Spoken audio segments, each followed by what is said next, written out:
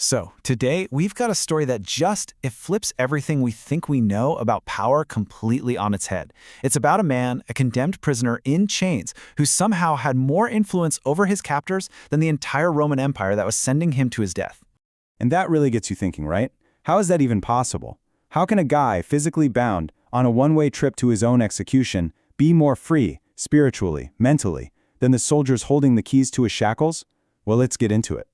Okay, to really get this, you have to transport yourself back in time. We need to understand the world of ancient Rome. I mean, just try to picture the sheer power of the Roman Empire. When Rome condemned you, that was it. Game over. Their whole system was designed to crush anyone who stepped out of line.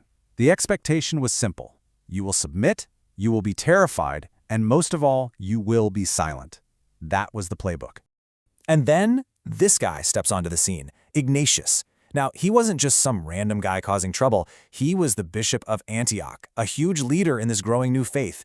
He's arrested under Emperor Trajan, one of the most powerful men in the world, and his fate seems totally sealed, a long, humiliating march to Rome to be made an example of. To his guards, he was just another job, another piece of cargo to deliver.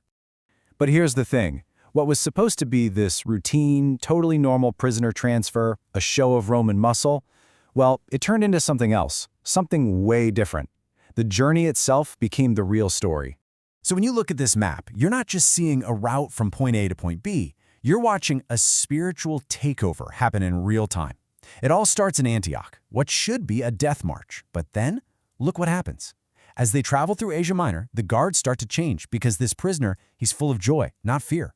As they cross the Aegean, they switch out the guards, and the whole thing happens all over again. The new guys show up, skeptical, and they leave completely changed. It's just incredible, right? By the time he even gets close to Rome, his story is already racing ahead of him, carried by the very soldiers assigned to keep him quiet.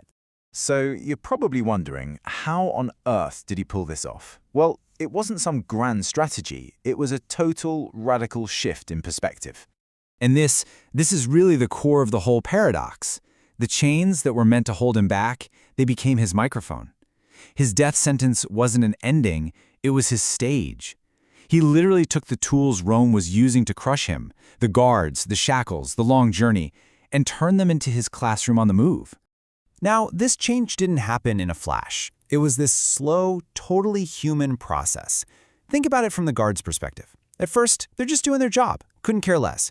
But this guy, Ignatius, he's different. He's not afraid. That sparks some curiosity. Who is this guy? That curiosity, naturally, leads to conversation. And those conversations, those real human connections, they lead to a conviction that changes their entire lives. And here's how he did it, step by step. First off, he didn't see enemies in uniforms. He saw men, actual people, and he talked to them that way.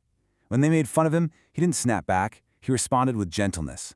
When they had real questions, he answered with this infectious joy.